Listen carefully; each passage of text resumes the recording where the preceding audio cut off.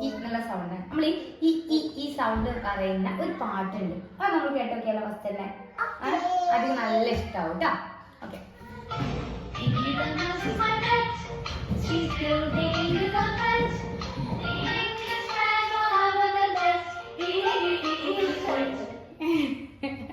അപ്പോൾ ഇത് കുറച്ച് പാടാൻ നമുക്ക് കുറച്ച് ടഫുള്ളൊരു പാട്ട് തന്നെയാണ്.